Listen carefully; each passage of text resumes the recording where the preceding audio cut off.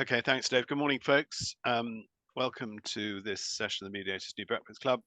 And it's my privilege to introduce my colleague and friend, Joe Tirado, who I've known for some time. He is in the International Arbitration and ADR Group. That's an interesting title for a group, isn't it, at Garrigues, which is, I guess, mostly a Spanish, in origin, a Spanish law firm, Joe. And you're based in the London office.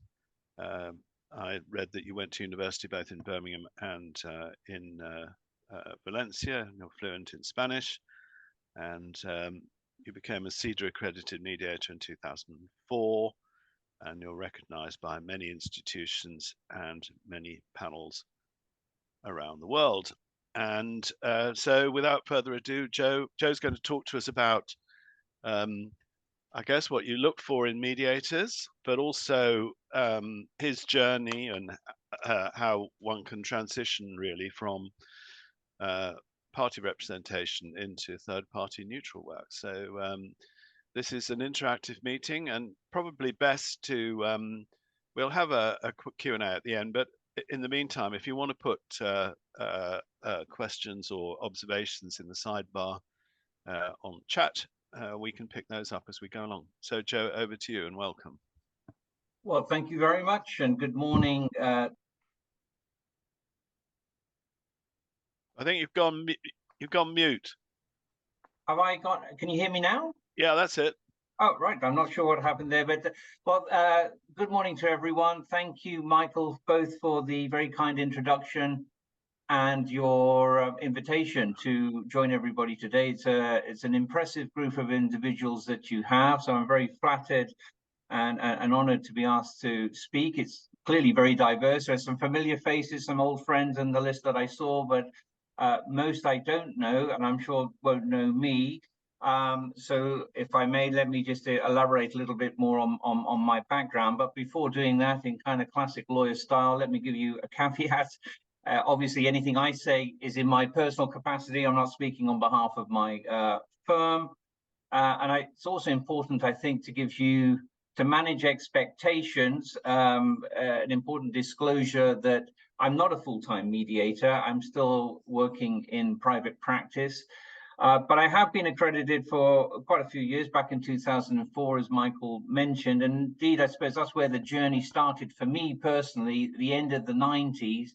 As I was still a relatively junior lawyer, getting involved in my first mediation. And one of the interesting things about, and one of the challenges I would suggest of our world is the breadth of it, because it is so huge, and commercial mediation has been relatively, well, it's taken a long time to get going. It's obviously doesn't have the same kind of traction as one might find in other areas, such as workplace mediation we've been hearing, or family mediation, which are can be very different areas. So it was it was a real eye-opener to me as a junior lawyer in a large London firm to be doing the first mediation, because we weren't taught this at law school, as I'm sure most people found as well. And so it was a real, I was intrigued by it, because it seemed not so much a dirty secret, but I couldn't understand why this hadn't been at least touched on during the training as a lawyer. And I thought this was an incredibly powerful dispute resolution, a way of resolving disputes between parties, and I was keen to get involved. I remember at the time, the respective partner that I was working for, I think he appreciated my enthusiasm, but was very kind to manage my expectation and said that you needed to get a few more grey hairs on the side before really taking it seriously going forward, as I think in terms of becoming a mediator, which may well tie in nicely. We can kind of pick that up in terms of what one is looking for in mediators going forward. So from 2004, I was accredited with CEDA, and I do at least the minimum to obviously maintain my accreditation. Some years I do a few more than others, but in reality, there hasn't been much commercial mediation in the kind of work I do. And so perhaps just to explain that, I my day job, if you like, is primarily leading the international arbitration team. I come back, I'm old enough to be old school commercial litigator, but inevitably, as most that are involved in the international arbitration world won't be surprised to hear, a large part of my docket work involves energy, both old style fossil fuels and increasingly renewable energy. So the full spectrum of energy related work, and associated with that, often overlapping with that, infrastructure, so construction, building power plants, and then mining, and so that, I would say, takes up at least 50–60% of my personal practice. And then the other kind of other remainder is really joint venture disputes. I've done quite a lot of oligarch works. They would tend to have interest in all kinds of things, particularly in the energy field, mining field, all over the world. So I've been very fortunate that I've had a very global practice, and arbitration has enabled me to be much more look outside of the UK. Half of what I do has nothing to do with the UK, either law or seat. So it's truly international, but it has surprised me how difficult to sell, and how still to this day, mediation is a difficult, much more complicated system to sell. That's changing slowly but surely, but too slowly for my liking. But it is developing, and we are moving all in the right direction. And so that kind of, I think, hopefully kind of sets a little bit the scene of my practice. Increasingly, what I do a lot of work with states, and that overlap between states and private individuals is forever eroding. And this is quite an exciting area in the world of mediation, certainly in the world of international arbitration. Everybody's always looking for the next hot topic. And the one that truly is, I think, developing and in its nascent stage is this question of investor-state mediation that I'll touch on. It may not seem relevant to most, but I hope it will be, because I think there's an opportunity for us all there. Michael's already involved in this, and he and I are both on a panel that's the only panel that I'm aware of that has been set up by the Abu Dhabi Global Markets Center in Abu Dhabi, as you'd guessed, and CEDA is a joint panel of specific investor-state mediators. And when you it's quite amazing. It strikes me that it has taken this long for that kind of movement to be getting on. I mean, way back in 2010 or so, I was on an International Bar Association committee looking at developing rules for investor-state mediation. As you'll appreciate, I mean, there are certain elements of any mediation that are similar across the board, but obviously in dealing with states has its own peculiarities, complications. But if anything, I would say it's probably the best example of where mediation can be used, given the diverse interests. There rarely is an issue of just one party against the state. There are often many different types of stakeholders. So mediation has an enormous opportunity, I think, to advance the ground. And when you look at the cost of an average cost of an investor-state dispute being well in excess of $10 million and can take at least 5 years, and these are relatively conservative figures, mediation, I think, has an important role to play. And so there was some attempt, as I say, back in 2010. We came up with the rules in 2012 for the IBA. And then slowly but surely, there's been greater interest led by organizations such as ICSID in Washington, the Energy Charter Treaty based in Brussels, and UNCITRAL in New York. A variety of institutions have been slowly promoting, as much as I think as the public has been. We've seen this in our own. People may have remembered pre-pandemic, there was almost an annual anti-capitalist day where people go and smash up normally several banks and a McDonald's in central London. That has become far more sophisticated and mobilized in a really intelligent way, and there's been a pushback towards international arbitration. where you have seen people describing them as secret courts.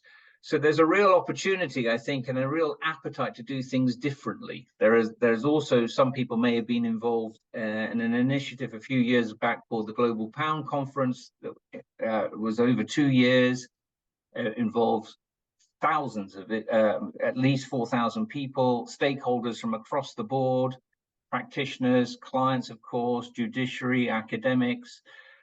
And they came out with this. It wasn't really rocket science. They came out with 4 principal conclusions, one of which really was that there is a real appetite to do things differently, as I say, and to do things in a more cost-effective, efficient manner. All of these things point towards mediation, and it's encouraging, I think, that there is this traction, but we are very much, it could be just a damp squib. It could all peter out very soon, but we're at the beginning, and these processes take a long time to develop. So we shall wait and see how that goes. But I think I've kind of touched on, by way of that introduction, as to my kind of background. I think some of the points about what I've been asked to kind of address, both my experience in being appointed and what I would look for in an appointment of a mediator, really across the board. And I do think inevitably, and there's no, sadly, I don't have the silver bullet or magic buttons as to press to say this is going to change your world overnight. But a lot of it is self-evident, but sometimes some of the more obvious things are worth repeating, if nonetheless, or just reminding ourselves. And I think certainly there is no substitute for direct experience. And I mean experience in an actual context. I mean, sitting on panels, hearing people speak like this, maybe it's all very useful, but actually seeing somebody in action there is no substitute. And ideally, on a bilateral basis, is the best, because you can be your own best assessor rather than relying on someone else. But of course, that necessarily will then limit your exposure to people. You can't just rely on people you are directly have either sat with or seen in action. So you need to rely on word of mouth. And I think, having sharing ideas with people you trust, hearing feedback from people you trust is an extremely important aspect, both from me personally, but I always have an element of skepticism, maybe even cynicism, depending who the individual is and who's I'm considering and who is telling me about that person. But you do need to, I think, get do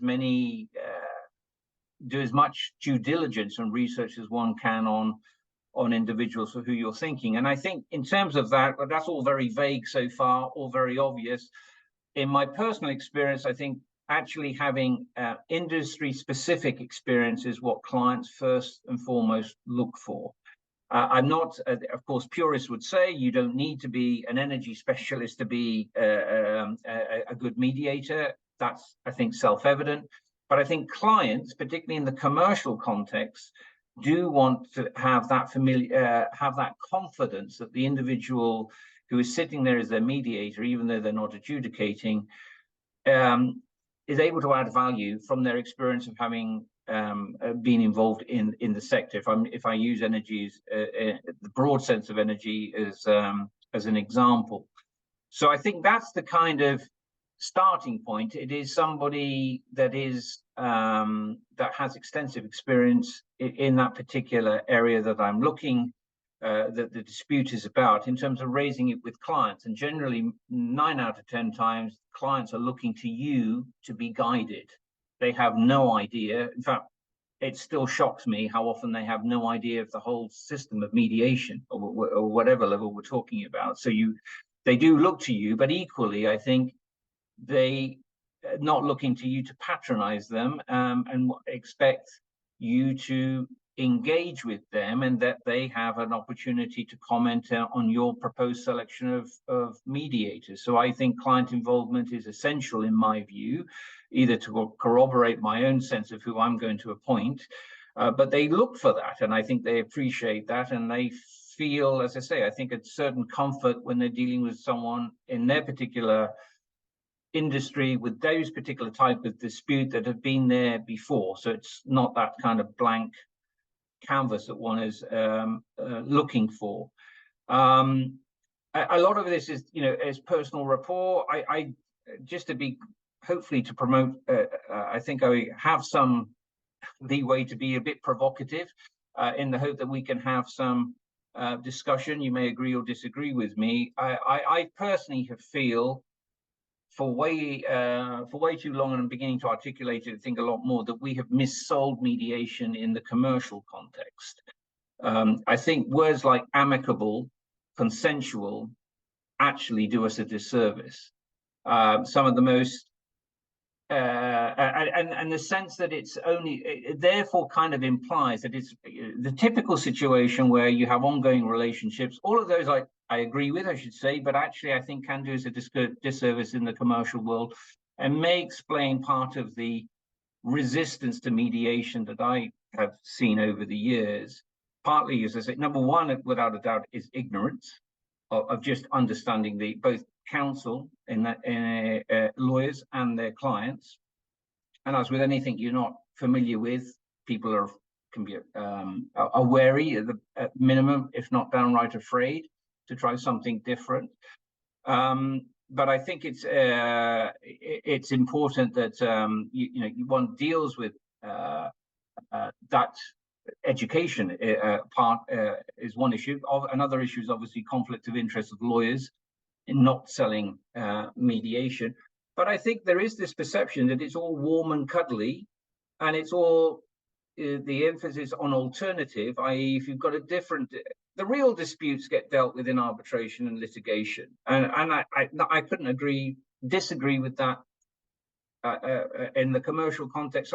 Some of the worst exchanges I've ever seen, most aggressive, have been in a mediation context. And I think that's the strength of the mediation, because you have that facility to do that. And actually, even though you might think in a court or an arbitration you can do that, there are limitations to that. In mediation, I think you have far greater scope, and that's important to be able to let that out. As I say, you may not agree with me, but these are just observations. And I think it's time that I'm not pushing against all of that. Of course, I think it works very well, and where it can be amicable and consensual. But the only consensual bit of it, in my view, is that self-interest, when parties realize that this is a different procedure to resolve their disputes. I think the rest of that you can almost junk, because I think you do have, they can be very contentious, so far from amicable, but these are commercial people with the right mediator or mediators, which is something I'd like to touch on as well as a bone of contention about co-mediation. I think you can address that and actually deal with mediation is a great tool in those type of well, it's not an alternative. I think these days there is a push towards getting rid of alternative and talking about appropriate dispute resolution. And I think mediation sits very much there. It's part of the umbrella or palette of options that you have as a dispute resolution. Personally, there's nothing that annoys me more when somebody is this tunnel vision. I'm just a litigator. I'm just an arbitrator. I'm just a mediator, because I think certainly when you're in private practice, you need to be able to, if you're doing your job properly, and indeed not to avoid any potential negligence claim against you as well, you need to be looking at these things from a holistic point of view. So I think these kind of artificial pigeoning of oneself can be extremely counterproductive.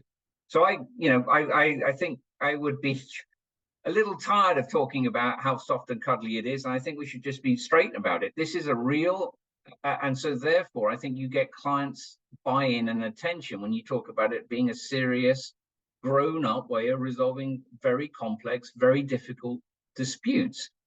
Sorry, I kind of went off on a tangent in terms of that. So by that particular drum I'm banging at the moment. But getting back to nomination. Joe, can I just Can I interrupt a second? Jonathan Lux has got his hand up. Are you happy to take a question coming from him now? I'm a little bit intimidated knowing Jonathan, what questions he's got to ask, but far away. Jonathan, good to see you or hear you. Joe, good to see you. Just a short point. I agree with you about amicable, consensual. Actually, the term mediation itself is problematic.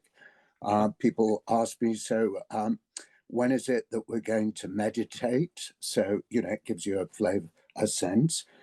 Would you settle for interests-based dispute resolution? Because when I think about it, that's the critical point, that you're focusing on interests. And in itself, it sounds a bit, oh God, what the hell is, interest-based? But it does then lead on to a discussion which compares and contrasts interests and positions.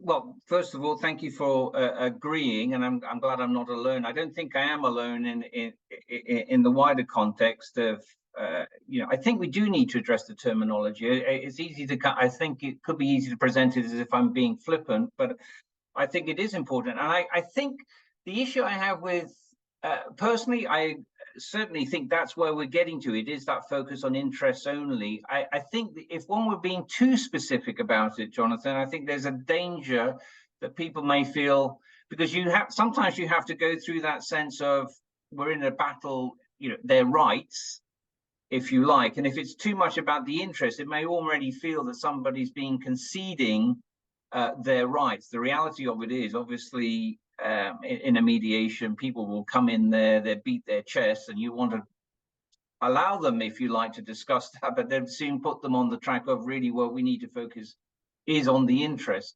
So I don't know if I would be a bit more generic in terms of, something like constructive dispute resolution, without wishing it to sound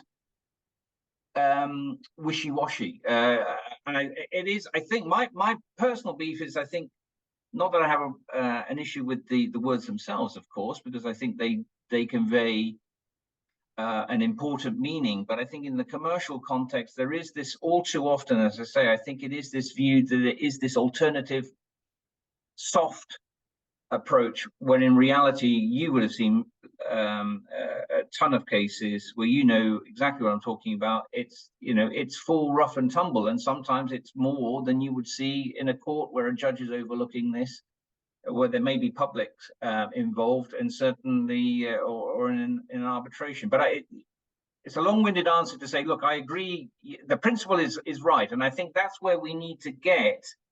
But I think we need to be a little bit careful about not perhaps putting off people inadvertently by being perhaps too specific, even if that is the destination where we're going. I don't know if that answers your question, whether you agree with that. Joe, sorry, we've got one or two things coming in at the sidebar, so I wonder if we could pick those up. Dave, if you don't mind, Dave has asked, how influenced are clients by the cost of mediation? And he's also asked, in your experience, do mediations take place too late? And that probably leads on to my colleague and friend Tony Mark's point. Do you think it's the lawyers as gatekeepers that are still holding back mediation in the commercial sphere? Because that was one of the things that I think emerged from the Global Pound Conference report, wasn't it? So, yeah. Sorry to interrupt, but that's no. Well, these are all great points, and thank you for interacting this way. If I may, can I take Tony's question first, and I'll come back to the other ones about cost and timing in a moment. But you're quite right, Michael. I think that was, again, there are only 4 conclusions from this 2-year exercise and thousands of people coming in. One of them was, and you wouldn't be surprised, it was the clients that said that the biggest bar to actually moving to this new world and for a greater efficiency, cost efficiency, time efficiency, were the lawyers. And you wouldn't be surprised to hear that the lawyers had a different view on that. My own personal experience, I'm not, forgive me for saying this, but clients are schizophrenic, is the reality of it. They always moan about costs. All of them moan with some justification about the costs and the time. But actually, in reality, it's often the clients themselves that are the biggest bar to doing anything novel. So, and you have to, as counsel, I think you have to be very careful when you're trying to, well, not sell is not the right word, but I suppose maybe it is, but when you're trying to present alternative ways of doing something, not undermining your own position in the sense of the client looking at you, starting to lose confidence with you because you are suggesting alternative ways. I do think the elephant in the room, whenever we talk about these things, is the blatant conflict of interest between lawyers' interests and the client's interests. And this has come out very recently in a real world context, so that you know. I was asked to speak recently in Spain. They're contemplating, in fact, more than contemplating, introducing a new law for mandatory mediation. Lawyers in major firms, including mine, are terrified that this somehow or other translate to revenue diminution, that somehow or other, why would I get engaged? People have said to me, why would I get engaged in mediation if that's somehow going to limit my ability to charge? Some say more obviously than others, but some have said it as obviously as that. And I think there's a twofold things with the lawyers. One is going back to the education and understanding that this process is there and what it can do.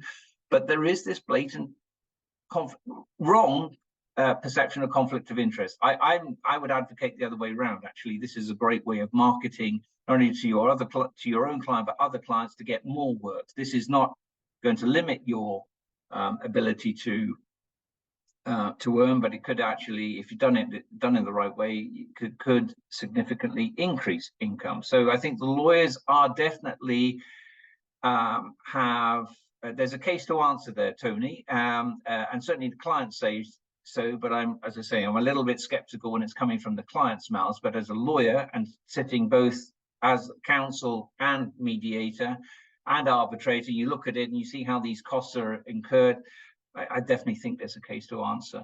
And if I may just then in terms of timing is everything. And I think sometimes it goes wrong because mediation is used either too soon. You see a lot in contracts these days, a kind of almost a requirement. It's rarely is it obligatory, but essentially there's an optional preliminary stage. But sometimes that is too soon. Sometimes you do need the rough and tumble to get your nose bloodied, for want of another analogy. I think before people start being sensible. And one of the things that really has always, again, it's not saying it may seem obvious, but one of the things that always struck me about is how uncommercial commercial people are. They're people, they're emotional, they have reputations to protect. It's often the wrong person that's managing these cases. That's the person that's created the problem is often the one that ends up managing it and has their backs to cover and reputation to cover and potential bonus to cover as well. So using it early on can be problematic, although I'm a great proponent of having those at least hooks to be able to say, well, look, I know my cases, I feel strong about my case, you feel strong about your case, but we have to look at this because the protocol tells us to, if we're looking at the UK litigation, or our contract tells us to, and that can be a helpful hook. But I'm also a great believer that there's no such thing as a failed mediation. So even if you have a mediation, I think there are opportunities, if nothing else, to understand your own case better. Hopefully you understand the other side better. And if you can start minimizing and focusing on what really matters, that has a cost benefit. So it may take one or two or more goes, but I wouldn't get too hooked up on that. I think the real challenge I always say to my colleagues, I think one thing is spotting the opportunity for mediation. And because if it's not in your contract, not in a protocol, to having that confidence to propose maybe a mediation is one thing, but then the other thing is creating that opportunity, and those kind of so timing is everything. And sometimes, as I say, you might have to go a little way down the road, or you might have to go all the way, but it's never too late to try. Even and I've seen that you've had the arbitration or the litigation, and you still want to remove. I think the biggest thing I can only guarantee, you may not like it, but at the end of the day, what you get from mediation is certainty, as opposed to the litigation or arbitration lottery that we all know. And then thirdly, the other point, cost is fundamental. Again, it kind of goes to my schizophrenia point about clients, but also counsel. I've seen counsel, I'm embarrassed by major US firms. We know what, they're probably at the top end of the charging, haggling over 50 quid an hour or whatever in your charge out rate. And somehow, without any shame, knowing what they're charging their client per hour. And people are seduced by the cost. And yet when you step back and you say, look, I've yet to meet a mediator who complains that they're being overpaid, other than with a notable exception of a few of my American colleagues who can make some serious money as mediators. Most mediators, can do quite nicely, but it's not mega bucks. And in terms of the mediation itself, as we know, it's relatively, because it's limited in time, the costs are shared between the parties. It's peanuts in terms of the overall scheme of the costs, the cost of an arbitration and the potential save costs. So it is an important issue. And one of the things that you have to try and explain to clients, I think, when I'm selling it as counsel, is this unnecessary duplication? Is it going to increase the costs? And the answer is yes and no. I mean, the reality of it is a lot of what you do in a mediation, you would be doing anyway and would use in either litigation or arbitration. So in that way, it's costs that are incurred. Of course, where it is extra, a nominal extra amount is if you don't settle, because in the overall scheme of things, it's just another process. But I think the pros outweigh the cons. But it's a real issue with some of the biggest players out there. It is the honest answer in my experience, and it's not. And sometimes, the bigger they are, the more those who've done oligarch work will know, and that's why these guys are probably so wealthy. They're some of the worst for negotiating and worse for paying at the end of the day. It's phenomenal, and when you look at the sums involved. I don't know if anybody wants to pick up on those responses or have any other. Well, could I just make an observation? In one of my arbitrations, I think the the head of international arbitration at a big American firm, when we got to costs, it turned out that that individual was charging $1,200 an hour. But then you find that people then complain about, the cost of the sandwiches. A lawyer on $1,000 an hour will complain about the cost of the venue and the sandwiches. So it's maybe the fees, but all sorts of funny things go on. And so I thought it's very interesting. I was just going to throw in, do you think anybody takes much notice of directory entries? I've just apparently going to be including in Who's Who Legal, the 10,000 best mediators in the world or something. But do you think anybody takes any? What's your view of directory entries? Does anybody look at them as part of due diligence or not? Yes, I think they're looked at. I mean, for me, I have a healthy skepticism because we all want to be in there, and there are ways of getting in and not getting in, and a lot of it's you scratch my back, I scratch yours. Of course, it's nice to be there, see one's names in lights, but I think, as I say, I wouldn't personally take that as the reason for me to appoint somebody. It's certainly more word of mouth, and I think what it is helpful for me to do when I'm trying to propose somebody to a client. It gives added credibility, as if to say, look, it's not just me saying this, but they've got a reputation out there, they are known out there, and that helps, I think, in ultimately, depending on the relationship with your client, they're relying on you. And if they've never heard and you're proposing somebody that doesn't appear anywhere, but it seems obvious because, frankly, those in the directory will have their experience. It may be you're dealing with a matter that, going back to what I was saying before, that the individual that is hot in this area may not be in the directories, may not be doing it day in, day out. but has that profile that actually would probably work much better in the circumstances of your dispute. They're important. I wouldn't dismiss them, but I have a healthy skepticism. Say for you, I know people like you, Michael, and others on this board well deserve being in them, and that I don't have any doubt. But I think it is. I mean, it's just curious. I mean, they're massive. They ask us all to pay, some cases hundreds, if not some cases thousands, to have in large bios and all of that stuff.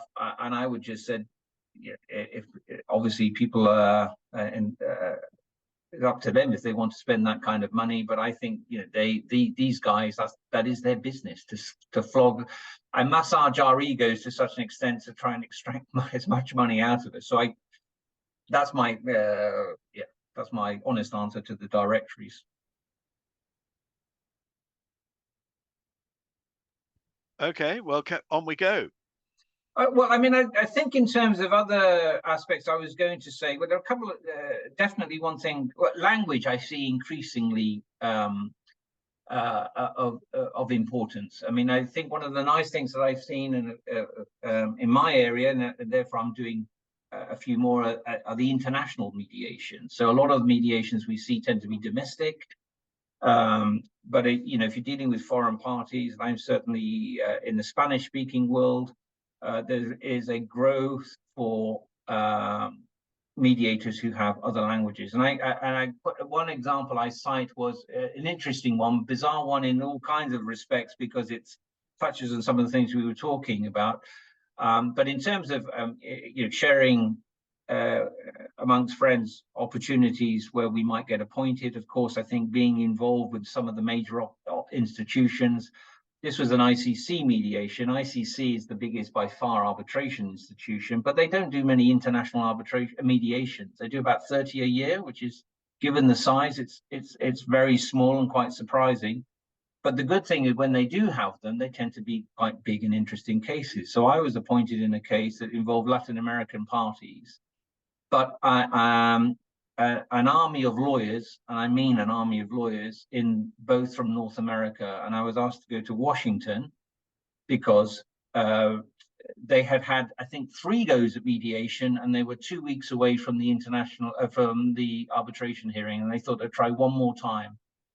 And it was interesting because the money that had been thrown at this, as you can imagine, the army of people, the lawyers all spoke English. The parties themselves were from Latin America, with Spanish, but it was all conducted in Spanish. They wanted a Spanish-speaking mediator, which was curious because all the documents were in English. We conducted the mediation in English, but we reached a logjam, and as I had told them, I reserved the right to speak, to get rid of the lawyers and speak to the clients. And there came a point, in my view, as mediator, where the lawyers were the obstacle and we weren't going to go any further with the lawyers in the room. So I exercised my right to speak to the clients alone, which they really didn't like, but I was able to get them out. And we then reverted into Spanish, and the party spoke. I mean, I was really the observer between the parties. They started speaking Spanish. And all I can say is they did. I don't know whether that was getting rid of the lawyers, the Spanish, but they did a deal. And it's just interesting. And as I say, I'm great. Of course, I'm very pleased to be seeing more these hybrid type use of languages, but that's certainly growing. And one thing I wanted to mention, I glossed over, but I wanted to mention because I hope this will provoke some debate. I'm a big fan of co-mediation. It's not used. I see one thumb's gone up. Well done, Roger. Again, it's a bit of a no-brainer in my book, given the amount at stake, given the complexity, even the simplest, in inverted commas, simplest mediations, the emotional toll, the practicalities. I was always struck because I remember being a trainee mediator, and I wish I could claim credit. It wasn't me, but it was. I was, as part of the accreditation processes, it was then you had to do, I think, 6 mediations effectively as an observer. I wasn't giving myself the title of co-mediator. but it was an accounting dispute, and it was an accountant who was appointed the mediator. And what I loved about that, it was a lady, so that was that was unusual then. She was very receptive as me, and effectively made me feel as if I was the co-mediator. And it was really interesting because there were legal dispute issues there that I was able to kind of whisper in her ear. And what was great is that she fed me the accounting questions, coming from the lawyer, if you like. I thought it worked brilliantly. It was a great, and it actually did result in a settlement. As I say, it was entirely, I can't claim any credit for that. But it saddens me that we don't see that, use that. And I think we're afraid to use it more because of the cost aspect, it looks like. But I think, it's great. It has diversity in the widest sense. You get diversity of views, gender, color. I definitely think, and there's scope for greater use of co-mediation. In that case, we were talking well under 100,000, so relatively small case.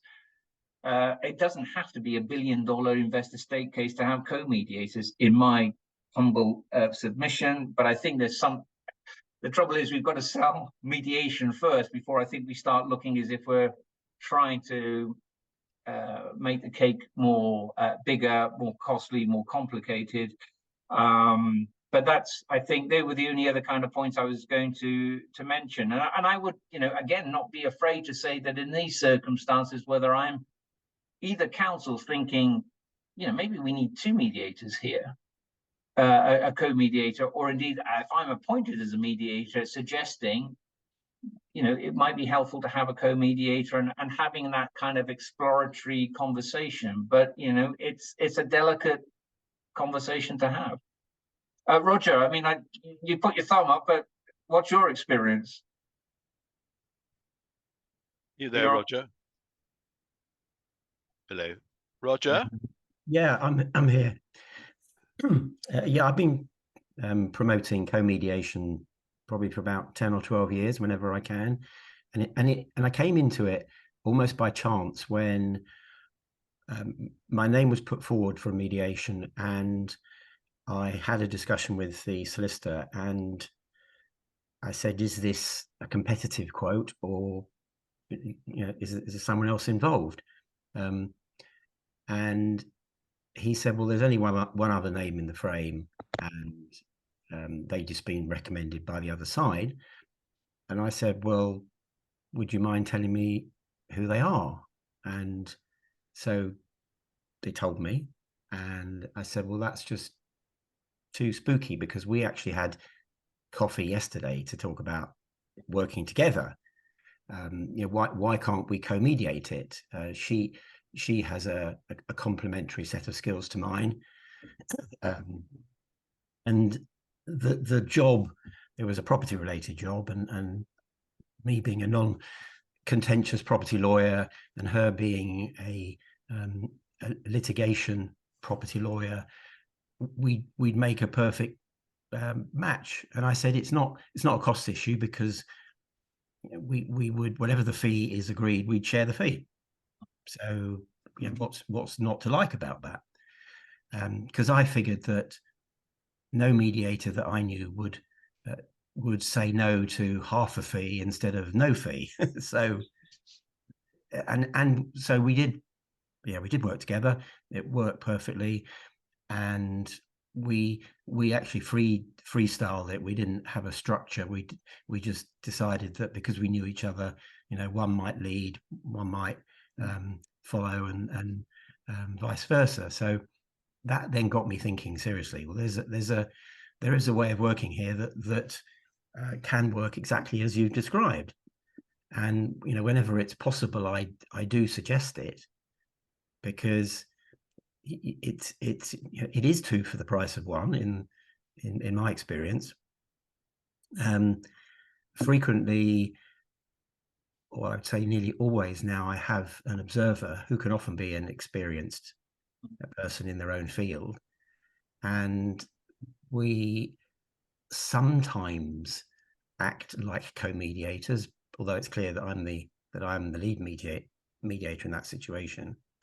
But it's interesting that over the years, although I've promoted it, people are still reticent. Even, you know, as I've explained, it's not a cost issue because, you know, that's the first thing people think of. Okay, well, that's great. Yeah. Joe, what's Yeah. your thoughts on that? Well, I mean, number one, delighted you've had that positive experience. I think it's a shame you shouldn't. You know, I think part of the issue is, I think it's a shame we feel you may be underselling yourself in the sense. I don't think there is genuinely value added there, but I love the pragmatism of it, and I love the generosity of it. And the truth of the matter is, there are way too many mediators for the case. It's a great way of getting more experience that's to the benefit of the client. But I think it comes back to our central issue: is that perception, I think, of cost. And this looks like another, even though it's overall not going to be more in this case, in your case, Roger, that you were saying. I think it's just that sense it's another head that therefore it must somehow or other it's going to increase the cost, and it's a wrong perception.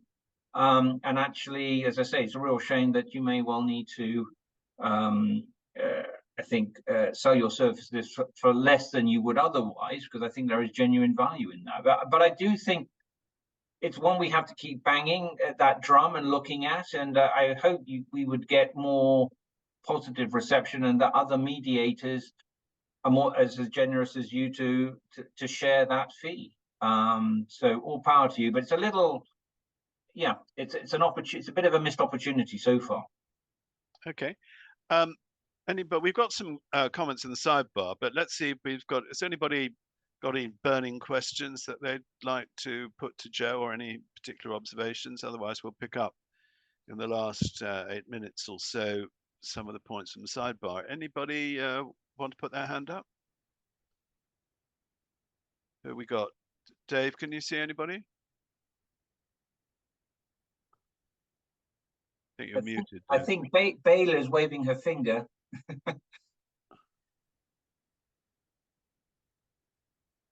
You're muted, Bayla. Hi, everybody. Just want to bring in some experience, some ideas from family mediation. I worked in legal practices for many years, and there was always a conflict between the mediation team and the family law team. It's not entirely accepted, even where the mediation practice is well embedded in the law firm. It's still thought of as a second-rate solution for a client who's coming in, and I should imagine it's the same in various different departments in the firm as well.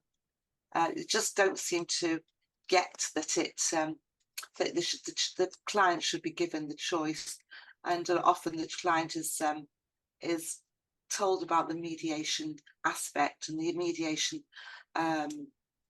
option as a second-rate option. Somehow it just comes over as it doesn't come over as the best option for them, because however much you charge out, it's less for the firm. Okay. Bayla, if I may, Michael, just very quickly. Yeah. I wholeheartedly agree with that. It does grieve me. The only thing I would say on a positive note, sadly, it's taking too long. Things are changing. I remember the old style litigators that were really anti-international arbitration suddenly all became, and some of them are very well known, international arbitrators. Now they're all wanting to get into the mediation field. They're realizing, certainly in my space, in the commercial work I do, that there is something in this, and actually they're missing out. And it's interesting to see that transition. Of course, you want to tap them on the shoulder and remind them, I thought you were dead against all of this, but it is moving in the right direction. But all too often, I think that perception is there. And sadly, in some ways, the fact that it is a lower cost, it is objectively, you can see, almost works against us, because it looks like it's somehow a cheaper option. Somehow it's not as good a process, which we know that's not the case. But anyway, sorry, Michael, I know we're short of time. No, that's fine. I just based on my own experience very briefly. I spoke at International Congress of Maritime Arbitrators somewhere or other a few years ago, and I, the M word to maritime arbitrators was just, you would get, and actually a couple of us spoke and on, other methods of dispute resolution. And I was with this American lawyer who went in front of me, and he said, Michael, if we'd been up here saying these kind of things a couple of years ago, we would have had rotten apples thrown at us. So, things are changing, but it's a world, as I put it, that burns on a very slow fuse. Okay, we've probably got time for a couple more points. Anybody got anything burning they want to say? Are there any hands up, Dave? Not that I can see. Sorry, if I can just add something. I don't mean to be inflammatory, but just listening to everything. Carry on. The more the better. It's a bit difficult from my perspective, because I obviously come from HR, and I know workplace mediation. You could argue that a lot of my network, which is HR people are interested in getting to know, and the gatekeepers are HR people to workplace mediation. But I think for every other part of mediation, the gatekeepers really are the law firms, the lawyers. And then it's very interesting to me, the conflict of interest in every way of that, because as I've seen so far, a lot of mediators, how they get into mediation, maybe because at the end of their career as a lawyer, they want to do something, and so therefore they want to do a bit of mediation work. Or they may want, and this is genuinely what I've heard so far, how people have got into mediation, or they, want to change of lifestyle, or think that they're able, instead of being a partner, to build up their mediation practice. And none of them seem to be, from what I've heard, actually genuinely that they were interested in that. It seemed to me as though they had a different interest themselves. And I know we all have personal interests, but I think we all, with our personal interests, have so much to do in talking about the benefits of mediation. And I agree with a lot of the comments that have been made on the side as well, that actually a lawyer or a law firm that acts in the best interest of their clients will be seen in the end as being, well presented. And that goes a long way in terms of what people hear about a company and a law firm. And not all mediations get solved through mediation. They may go to arbitration or to court or whatever it is. So all of these conversations, they're very, very important. But I think the crux of it is actually the gatekeepers, to me, really are the lawyers. And they do themselves a disservice in the end by not actually talking about from the beginning the benefits of mediation. And why would a client know in general about mediation unless they're told about it? They just wouldn't. They wouldn't know about it. Yeah, no, that's good. Very good points. Joe, any thoughts on that? Yeah, very, very quickly. Just Rochelle, I believe, isn't it? Yes, Rochelle. Even though it's coming up as Jenny. Sorry. No, you're absolutely right. And I think all I would say is, I think where there is an in-house legal, as soon as there's an in-house legal facility, not everybody has that. I do think clients are abdicating their responsibility. It should, in fact, the more sophisticated clients, they don't have to be big, but people that are aware of, are actually putting the pressure on the clients. A lot of this, as we were talking about in that survey that Michael and I were mentioned earlier on, it's clients that are actually saying to lawyers, if they've not been told about it, why haven't they been told about it? And it can backfire bad time on a law firm. And I agree with you. At the end of the day, it is all about confidence at the end of the day. And, I think what genders greater confidence with the client than if your lawyer is effectively presenting something that is going to save you money and resolve something quicker, that's going to put them in a much better position. So I think I agree with you, and I kind of did allude to this. I think it is counterproductive for law firms to be so stuck in their ways and with this conflict of interest. Well, Joe, thank you. We got to the witching hour of 10 o'clock. Michael Rogers got his hand up. If he's allowed another go. Very briefly, Roger, go on. 30 seconds. I noticed at the beginning the new attendees, a number of them said that they were interested in gaining experience. If you wish to contact me for observerships, my details are on the sheet, aren't they, Dave? I'm not sure if your email address is offhand, but I can put them in touch if necessary. Okay. That's a really good point, Roger. I would also commend to people who want to start off the Worshipful Company of Arbitrators pupillage scheme. If you Google Worshipful Company of Arbitrators, you will find a tab there for the pupillage scheme, and that is for budding arbitrators, mediators, dispute board members, and so on. It's a shame that the Chartered Institute no longer do their pupillage scheme, but that's up to them, I guess. So, Joe, it remains really to thank you so much for your useful insights into what Mark called both sides of the fence, shall we say. Absolutely fantastic, and obviously we got some very good interaction with the attendees, so thank you for that.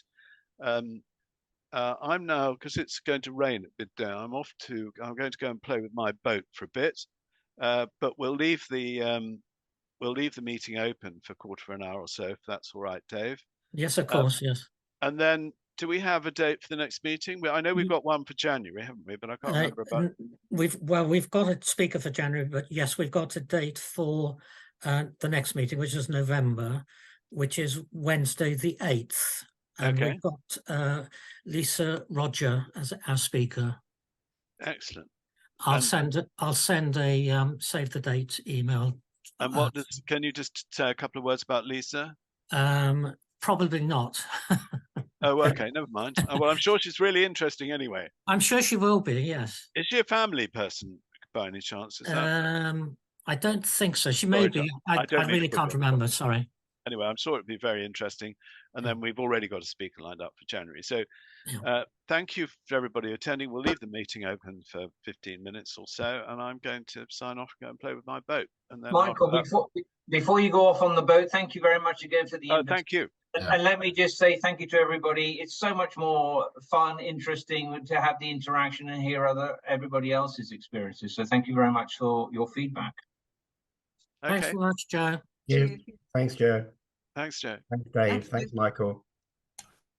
Thank you, everybody. Fantastic session. Thank you. Everybody's welcome to stay on as long as they want. And we'll just throw the floor open to anybody who's got any comments about either what Joe has said or anything else at all, other than the weather and boats. Can I make a point? I'm Stephen Fielding. Joe, you said what I think is absolutely the case, that industry-specific experience is valuable. Yeah. Now, I was not only a banking lawyer for many years, but I was also a senior executive in 2 banks. In other words, frontline stuff, not law. And yet the number of banking mediations I get is very limited compared to the contentious probate mediations, which you might think were a mile away from commercial or private banking. I would say that it's not only industry-specific experience which is valuable, but also reputation in the field of mediation that you practice in, which may not and is not, in my case, the same. That's just a paradox or an irony, really, that I would have expected to be instructed in more banking cases. Yeah. Whereas I'm regularly instructed in contentious probate, but perhaps it's because I ran part of Coutts for 10 years, which is obviously a private bank, and that may be more related to the sort of chancery side of the law. So I say that build the reputation in a field as the mediator, whatever your past experience. I think that's what I'm taking a long time to say. Well, no, thank you for sharing, Stephen. And I think there can be a bit of a paradox, and I also wouldn't want to overplay that specialty, because sometimes, if I've got something that where I've been put forward, and it's an energy-related thing, I in reality, when it comes to the mediation, that element of expertise was just not really required or needed at all.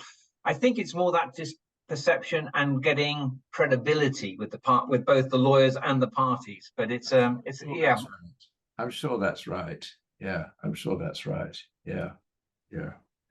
And I wonder if those of us that are still on, if I can, I mean, because clearly cost is an important aspect of this. I mean, I don't know whether people agree generally that that is it still remains a sensitive subject and a difficult subject to deal with their own organization or clients. Or I find that what a little bit disturbing, sometimes you see that you end up in a bit of a haggle when there are other people being considered, and people will start undermining or lowering the cost, and it becomes a point where I think you've got to kind of hold your head up and say, well, look, there is a going rate for this, because I think the trouble is, if you end up lowballing yourself too much, that tends to then to be the starting point for the next mediation, and you rarely go back up again. So it's a little difficult. I think there comes a point where there is notionally a price, and invariably what tends to happen, I think, if people do end up paying less, they may come back to you at a later stage because they weren't satisfied with the option that the cheaper option they went for. So they end up paying more money anyway. Yes. Yes. Yes. It would be interesting to know, the people who are still on, whether mediation is the only thing you do nowadays, because my reading is that very, very few people in the UK certainly do nothing other than mediation. I think the only person I can immediately think of is Stephen Walker, who most people will probably know from his books, if nothing else. Yes. Is anybody who's still on just do mediation nowadays? No. No, and for what it's worth, to put it in my context, if I do 10% of my docket, that's a lot. I mean, of course, with the law firm, I think the economics are different and what have you. The good thing is at least we don't have the conflicts issue so much. But no, that's why I put the disclosure at the beginning. I'm not a full-time mediator. And Joe, is that because you don't want to be a full-time mediator, or you don't feel as though there's the work to be a full-time mediator, or you just are enjoying the combination? Well, yes, that's certainly true. But I think, honestly, I'm tolerated, partly because people don't really know, if I'm honest, both in this firm and all firms I've been in, because they don't really know what I do. And so long as it doesn't cause problems and it's bringing in some money. But the reality of it is, when you're in a law firm, it's all about leveraging and getting big teams together. That's where you make the money. What I was going to say earlier on, I've never met a mediator who's claimed that they were overpaid for anything. And I think we all know, yes, I think the question, if it was taking up 50% of my time, and obviously the money that coming in would bear no relation to what you might get on a litigation or an arbitration, then eyebrows would be raised. But it's enough, I think, for me to get away with it, to actually, I hope, add value. Because when you're having that discussion with clients, I say this when I'm sitting as an arbitrator as well, I think it's so much more powerful and hopefully adds more value when you've got that 360 view, not just as counsel and speculating what arbitrators or mediators may be thinking or doing, or understanding what their role is. When you do sit there, and I think hopefully as counsel, you're therefore in a better position to assist the mediator and to use that mediator in a much more productive way when you actually know the real difficulties they have to sit with. And that's part of the reason why I'm also a big fan of the co-mediation we were talking about. It's a big gig for mediators, and I don't think any of us are ever really given the credit we deserve. If we don't pat ourselves on the back, nobody else will. So it's a collective pat on the back. But really, you feel as though kind of the combination of skills together makes you a more effective do you think it makes you a more effective mediator and a more effective arbitrator and lawyer? I'd like to think so. There may be others that disagree. It's a bit, and I think what I like about continuing the practice is that it's a bit like this question of costs. And I think part of the problem when you're a judge, you're so far away from when you last rendered a bill, for example, that understanding what the real world economics of running a litigation or an arbitration, it's completely alien. Yes. Less so, I think, maybe in the arbitration world. But I think when you are a practitioner, and I think parties respond to that, the questions you ask, it's pretty obvious from somebody who knows what the reality is. Or really, did you really need a team of 10? When you know that the other side, it's possible to do because you've done it. Cases half the size with 2 people. So you can be a little bit, and therefore I think be a little bit more confident when you're making, say, cost awards or suggestions of where costs might go in a real way that resonates with the parties. Thank you. Is there anybody who hasn't spoken today? Yes, Dave. Good morning, all. My name is Bill. I wasn't introduced. I didn't introduce myself previously. Joe, thanksgiving to you for this hour that you've given us all. Now, Dave asked if there is somebody who has actually who just want to get stuck in mediation, and that's where I am. And the reason I just want to, put my head into it and see what comes out at the end of the tunnel, is that I got tired of actually going out to work, working in Somalia, working in Sudan. I felt at one time, I felt that I've reached a burnout position. But then the issue here is that I have been with mediation now since qualifying in July last year, and I have not done not a single commercial mediation.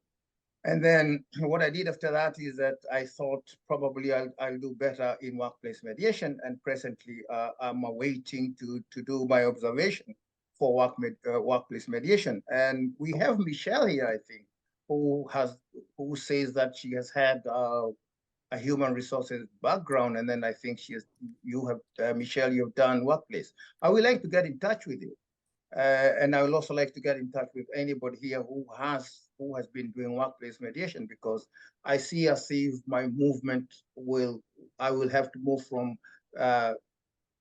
getting stuck in commercial mediation, which is not forthcoming, and see what I can do with workplace mediation.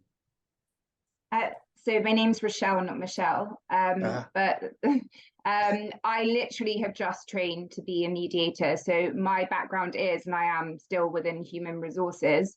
So what I aim to do, and I've done workplace mediation within the companies that I've been within, but not when I was an accredited mediator. So I'm in the same position as you, I'm afraid, at the moment, which is that I'm also trying to get some observerships and connect with people as well. But of course, we can connect and brainstorm ideas. Absolutely. If I may just jump. Sorry, Russell. I know you wanted. Bill, it's kind of picking up a point that Stephen made. I mean, sorry, we've not met before. Very nice to meet you now. But yeah. I think obviously we're all of us trying to differentiate ourselves and add value to prospective clients. And I'm sorry to hear that you haven't had more traction in the commercial, because the African perspective has there is a market out there that actually that's not served very well, both in London and internationally. That may be something you should look at. In fact, and coincidentally, I'm giving a talk on investor state mediation tomorrow to the East African Mediation Training Institute, I think it's called. But there's an interest, but I think there is a real a market, being London being the kind of a global marketplace in many places, where African related stuff is a really distinct, interesting area where I'm sure your background may well be put you more towards the front of the queue or higher up the list. Yeah, I understand that, Joe. Actually, where I was born, that is Kenya. At present, the High Court Family and Commercial Division has a mandatory on commercial and family cases, and there is quite a lot of work there. But I've got family here, and I am quite stuck where I am now. Yeah. Because it will just mean a lot of travel, let us say between here and Nairobi, and I don't think it will be affordable just to be going to Nairobi for 2-3 weeks and then coming back here. I mean, especially with how the airfares these days are. Yeah. Like I say, I'm quite stuck here. It's interesting. I was focusing more on the kind of commercial contracts, whether that's, you know, oil production, those kind of things, which will really be run by lawyers here in London. There's a market here, I think, which may be worth exploring. I'm conscious that Russell wanted to say something, and we've probably already gone over the additional time. But Russell, can I get in touch with you on that? Sure, Bill. Okay, lovely. Thank you. Joe, we're not limited on time, but if you want to get away, please feel free. I want Russell to have his. Yeah, we'll let Russell. We'll let Russell speak if he's got something now. Okay, thank you. Thanks for organising this as ever, Dave and Joe. It's been really insightful listening to you. I think I'm interested about the misunderstanding about what mediation is. I'm not a full-time mediator, and I could probably do a little bit more mediation if I was willing to accept what I consider to be negotiations, not instructions, not mediations. When I get a number of inquiries which are for, can you do a mediation of 1 hour? And to me, with a 1 hour period time, the parties have got their situation, and you're broadly trying to reach a negotiated outcome, and that's not a mediation, in my opinion. And I think it's one of the challenges that we've got is actually to educate people about really what mediation is. And realistically, to me, there is a certain period of time you need with the parties and actually to be able to get the right outcome from mediation, and anything less, and it's not really achieving that. Yeah, I mean, if I may just to respond, I mean, I think what I wouldn't want to do, having raised it, is get too hung up on semantics, because I think there's an interesting discussion as to what's the difference between mediation and negotiation. In any event, my sense of passion for saying it comes from my frustration over the years in the commercial world, in that sense that I think Stephen may have mentioned it, or several people mentioned, I think it might be Michael as well, when you mention mediation to your colleagues in a commercial, whether it's the corporate department or to the clients, their eyes kind of glaze over as if somehow, and that's where I kind of, that's what frustrates me, and where that I think that's coming from. I mean, I'm using the word amicable, consensual in the, say, family context, workplace context, I think has a more legitimate or more obvious home. But you know, applying that across the board as if this is what all mediation is that's where I was coming from on that. But yeah, no, I agree with you. I think people do, and you know, just to complicate things further, when you throw in the term conciliation, what the hell, you know, it suddenly it gets a bit of a soup of terminology that can not really at times not be very helpful. I totally agree with you about the benefits of co-mediation. Some of the best mediations I've been involved in have been where my background is commercial industry, creating contracts between organizations, working through around relationships within large organizations. I'm not the legal person in the room, and I never pretend to be, but actually I find sometimes some solicitors that are giving the instruction feel more comfortable about having one of the mediators who's got that legal background. And I think that working together, it works really well because we're very clear with what our specialisms are, and I would never go into theirs and vice versa. Well, I think I use the term, to me it's a bit of a no-brainer. It depends on the size of the case and all of that, but even the smallest ones, it is a day mediation is exhausting. So I can only and if you're splitting the cost, it's not even an additional cost. So I mean, it would seem to be a real no-brainer in that scenario. And whether it's a co-mediator or an observer, to have the additional perspectives from somebody else, the points you may have missed they see is tremendously valuable. Well, yeah, absolutely. Yeah, absolutely, Steve. And you will appreciate. I mean, you can't have. You're right. You've only got one pair of eyes. You can only look in one direction generally, and it may be what's going on to stage left, where you see a reaction, which is part of the problem of this virtual world. Obviously, we see things through the camera, which can be beneficial in that you're closer, but there are lots of things going on around a room that you don't see. So yeah, and I think particularly when I'm mediating with, I think with a woman mediator, she's often far better at picking up some of the body language that I might miss, the unspoken side, which can be quite useful, particularly if you're in the discussion with the other party and you're not able to see the interaction with their supporter or their advisor. Susie, I don't think you've had a chance to say anything this morning. Do you want to say anything? I'm sorry, I had to dip out because I actually had to attend a remote court hearing. So I've only just come Shall back. I say it again? Do you want me to start again? I've got everything until about 5 to 10. All right. So I think I probably missed the general discussion at the end. I think I did add a comment that I'm from a healthcare background, and clinical negligence mediation is really encouraged.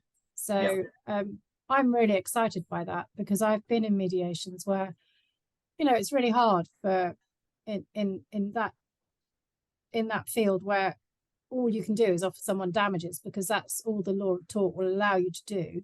But when you're in a mediation, there is real emotion, and so I'm at the point where I'm developing my mediation, and I am looking for observation, and I'm certainly getting a bit of that in clinical negligence. But co-mediation, I think, while I've been observing, definitely I've been able to add a little bit of a side view, as you've said, and it's really helpful. And sorry, I'm just dipping number in. one, I mean, as a taxpayer, I'm delighted to hear that mediation is being considered in clinical negligence cases, because we know the bill is enormous.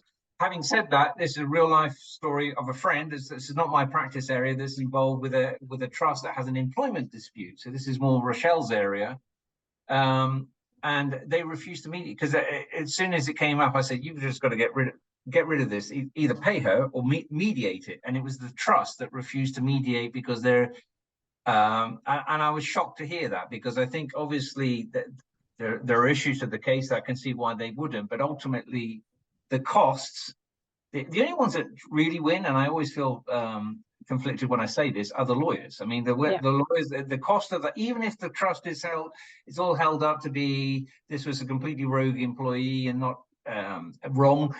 I think in these circumstances, it's going to be difficult, but actually that's going to come with a cost. There's always a cost ultimately. And it was, again, it just struck me that this is a trust that you would think, you know, would be maybe seeing things a little bit more objectively, but clearly there are pride issues involved, principle issues that one still sees. But it's certainly in the clinical negligence, given the sensitivity and the involved in those type of cases, it's again, it would seem to be a no-brainer. And because it's so complicated, having co-mediators, that must be a beneficial thing. Or observe, you know, I put observers co-mediators, you're all working as a team, whatever the label one puts.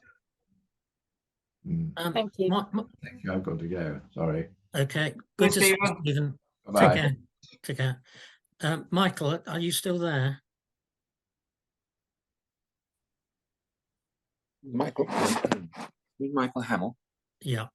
Oh, hello. I've got my camera going. It's okay. I don't think you've had a chance to say anything, have you? Only just to introduce myself at the beginning. Yeah. I've been, and slightly repeating myself perhaps, but I've been an employed barrister for many years in various in-house roles, and I'm now developing or trying to develop a civil and commercial dispute practice, but you know, so far without, I mean, people seem interested, but in order to convert to mediations, they seem elusive. I was down to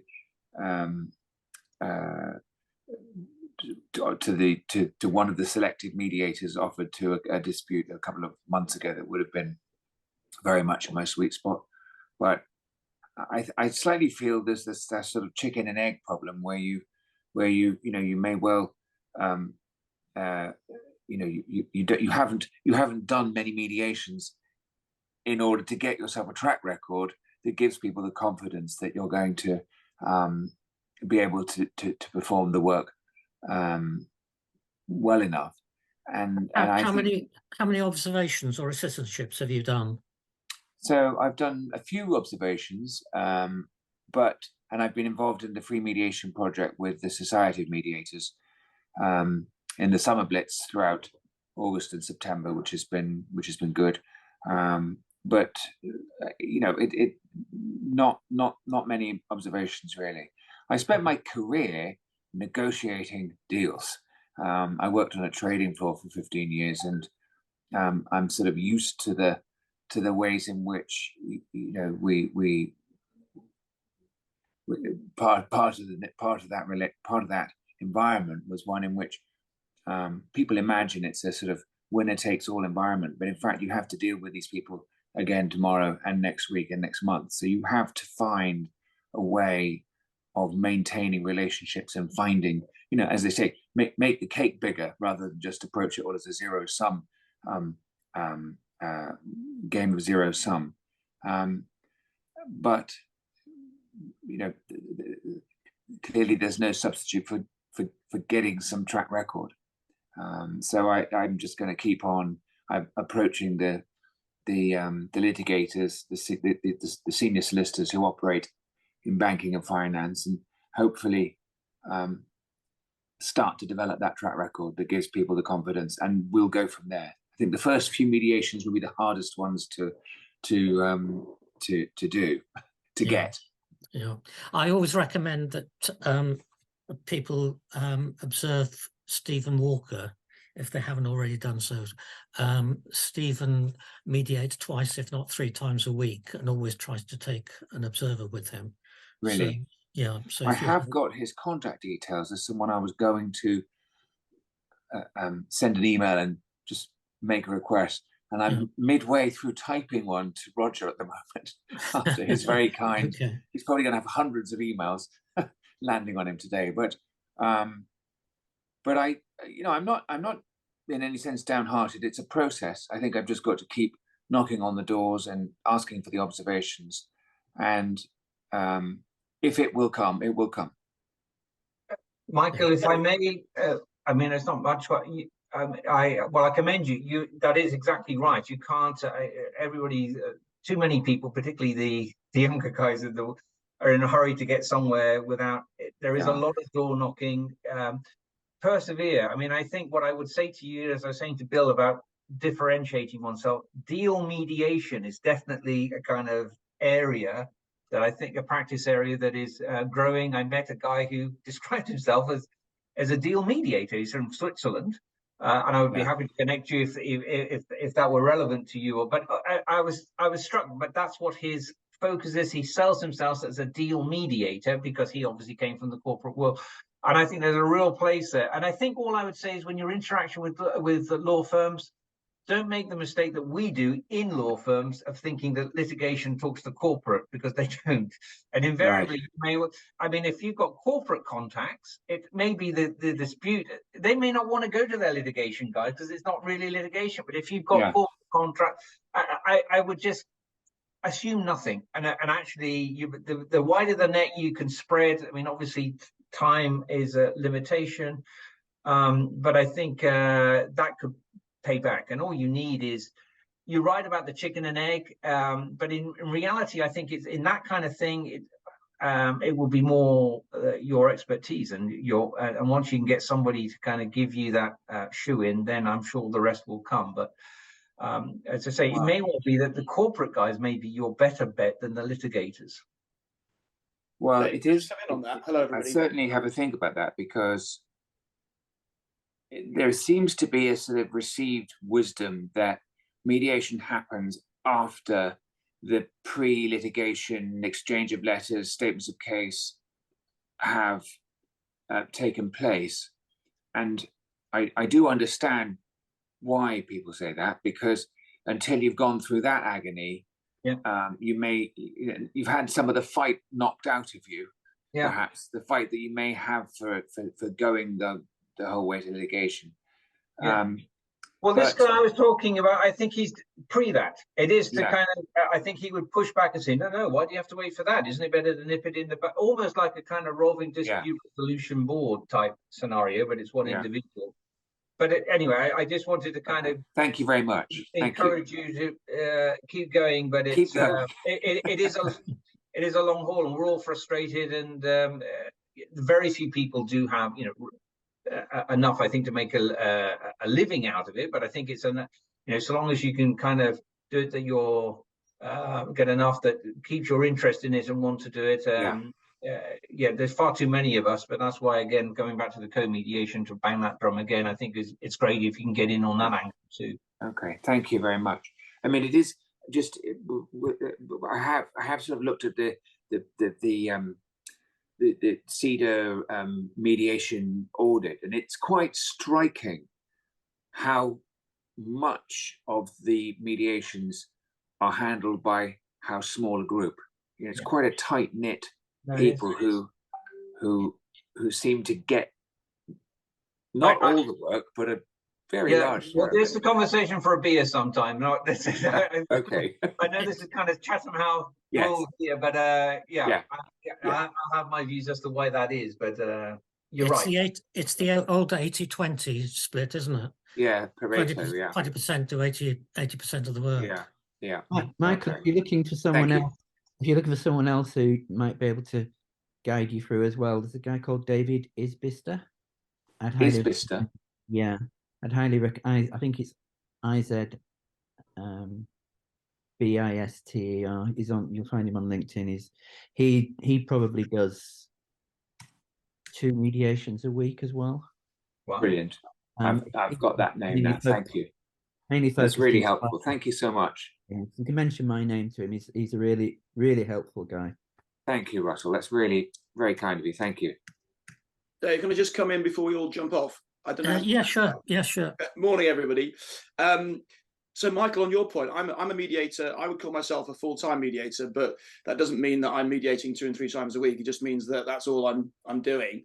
I'm still relatively new to this. And your point, Michael, I want to support you on this, because I am now getting mediations, not as much as I would like, but it is about being tenacious. And Dave, what you told me a while ago was be tenacious, just keep at it. And the same as Joe saying, just keep at it. And, if you're on LinkedIn and you're seeing all these people saying, never give up, keep on going, it will, it will come. I think that's true. It will. And you have to be patient, but tenacious, and it will come. And as Joe says, spread your net very widely.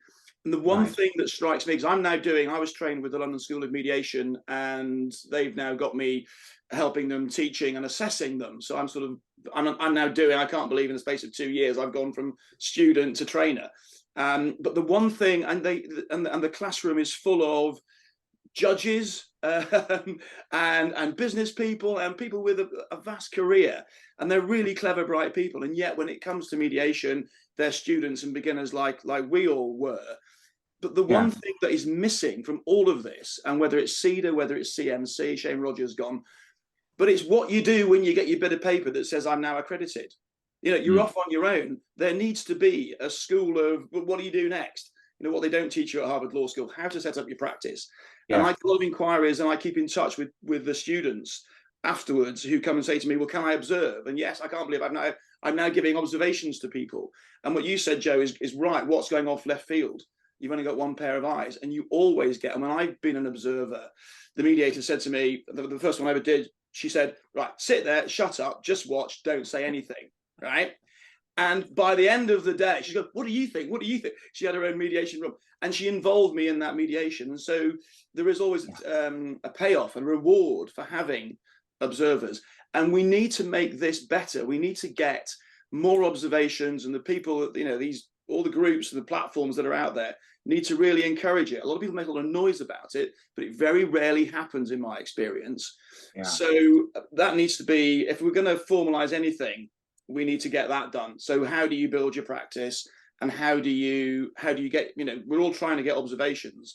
I don't think you can ever have too many, because we're always learning. And Joe, if you've got any, if you need an observer or a co-mediator, let me know. And finally, for me, deal mediation, Joe, is something I'm in the comments. there's been talk about, somebody said earlier, do the referrers, do the referring lawyers prefer disputes lawyers or transactional lawyers? And I've replied saying, well, experience said they do prefer litigators. Yeah. But I was a transactional lawyer, and I'm very fond of deal mediation. I've yet to get my first one, but I think it's a great thing. The Americans call it deal rescue, because you can use. I mean, I was doing real estate deals for 30 years, and very few of them failed. But you'd always get down to your last 2 or 3 points, or the really big one, which actually wasn't big financially, but it was big in some other emotional way. And that was the last one that got done. And the surveyors usually got involved. So Dave, your experience will tell you this. You know, the lawyers were going hammer and tongs, and then when the clients are sort of getting worried, the surveyors look at each other and think, we're not getting a fee here. If this falls out, we don't get a fee. Shall we just leave the room for a minute? And the surveyors would go out and talk to each other and come back, and then the deal would be done. So I think deal mediation is really important, because it's using all the skills. I mean, you've got a foot in both camps. You know, as the deal mediator, why party A and party B, you know what party A and party B, what their secrets are. Yeah. And in every deal, and Dave, you know, you probably had this experience as well. There's the one thing they mustn't know. The one thing they mustn't know, because if they knew that, the price would go up or down. And they have their secrets. And sometimes deals fall apart without reasons, the true reasons being given. And a deal mediator can use all the mediation skills in the tents of both camps to make them get over that final hurdle. And I find, talking to my transactional lawyer friends who are still in practice, they're very reluctant to doing this, and they take a lot of persuading. So Joe, I'd love to connect with that guy in Switzerland, who's a deal mediator. The Americans do it all the time, but we're still catching up.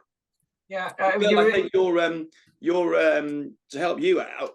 That story you told us. Do you remember? So Dave and Bill and I were at one of Dave's peer support meetings, and Bill, you told that story about being held at gunpoint with your refugee relief thing.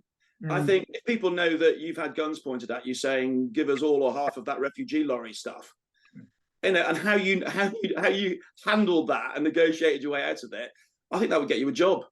And if you somehow get that on your, I want this guy. if you can fearlessly sort of face that down, it's a great story, and I think that would help to promote you and your abilities, to be honest. So basically, we all need to encourage more mediations, observations, and we all need to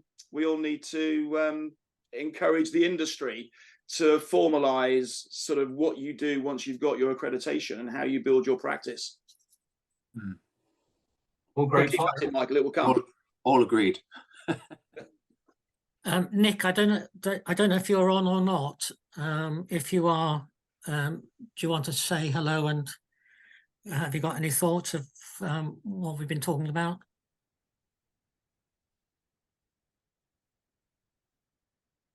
I don't think Nick is on. But Bill, and this is again for Joe, and I am sure it has already been discussed before and explained. And I'm going to ask this especially after Gerard spoke, and because of Gerard's advocacy for mediation. Now, if we have these gatekeepers, all of you lawyers, and probably including Gerard until he started he suddenly became an advocacy for mediation. If all these lawyers are gatekeeping, how are we going to continue advocating for mediation as a way forward rather than litigation? Through law schools. I still need to get my mind through that, my head through that. I think through law schools. I think it's partly a generational thing. I don't know, Joe, if you'd agree. Well, no, I think it's a multi-angled approach. Yes, I mean, education is really fundamental, and you are seeing this. There are now LLMs in mediation that exist that didn't before, so that is fundamental. But education all around, judges are being taught. I mentioned before that there's transition, that those that were resistant are now becoming mediators and moving into the ground themselves. So I'm afraid there's no quick fix, is the honest answer to it. But we are moving slowly but surely in the right direction. One point I was just going to share with you I thought it interesting that distinction between litigators and transactional lawyers. I mean, the one I normally see is whether you have a lawyer or a non-lawyer. So that's quite interesting, because I think in terms of a deal situation, I can see the real value of having a transactional lawyer. So I would be less resistant to that. Save for, I think, where a litigator may have a litigator with deal experience, that they will, when it comes to reality checking, when they're pushing people about evidentiary evidence or credibility of witnesses, or there is something there that I think there is added value that may be more attractive if you feel that has that litigation. But I think there's a lot to play for, and I think we're all agreed, Michael, that you're in deal mediation is definitely something to explore, and as I say, not be limited by what you've heard before. I think across the board and getting in there. So, but it was an interesting comment you made about that distinction between litigators and transactional lawyers, Gerard. And actually, in my networking at my old firm at Hogan Lovells, the person there that refers he's a litigator and he refers work to people, but he actually drew that distinction as well. He actually thinks that there are it is, as you said, a very important distinction.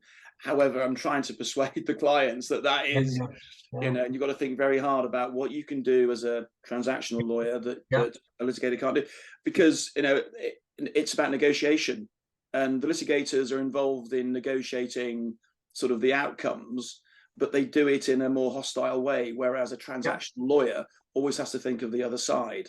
It has to be a win-win for both. So I think I'll do a blog about it. Yeah, no, it sounds cool. I look forward to reading it. Okay. Right. Thank you very much, Joe. Back to work, everybody. Thank you very much, everybody. That was really very interesting. And thanks for your talk, Joe. Really enjoyed it. Much appreciated. Well, thank you. Thanks for all your contributions and feedback. This is how we all learn, so that's great. And thanks for organising again, Dave. No problem. Thanks, Dave. Brilliant. Take care, everybody.